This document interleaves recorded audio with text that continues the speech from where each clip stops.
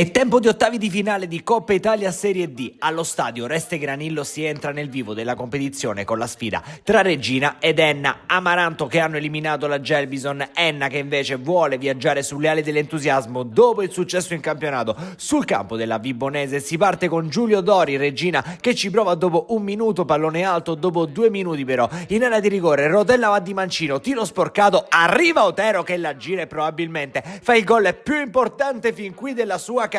0-1 tra Reggina ed Enna, è un gol che sa di storia per i gialloverdi. Minuto 10, la Reggina cerca la reazione con cross di Forcinidi, viene allontanato da Espasa, match winner del weekend in casa della Vibonese. Minuto 20, qualche problema per Sena, entra Guadalupo. Minuto 42, Relenu a sinistra, salta il diretto avversario, prova a metterla dentro per Michel Perry che va alla conclusione spaccata. Ultimo tocco di Demolion che mette in calcio d'angolo. Finisce così il primo tempo allo stadio Granillo. Reggina 0, Enna 1. Possiamo partire col film della ripresa, ma solo cambi. Nella prima parte di gara, 55esimo Cicirello per Luscia, 61esimo Aperi per Nardella, 73esimo Calombola per Otero, 75esimo questo intervento su Peri in area di rigore, costa un calcio di rigore e costa il pareggio della Reggina. Arriva infatti la firma di Barranco che fa 1-1 e porta tutti ai calci di rigore. Inizia la sfida dal dischetto con il gol di Guadalupo, avanti Lenna, poi Rossetti ma para Simeoli col piedone. Il portiere si rivelerà un grande protagonista, prima però Cicirello spiazza nettamente il portiere, dicevamo di Simeoli ancora decisivo su Perry, qui fa una super parata,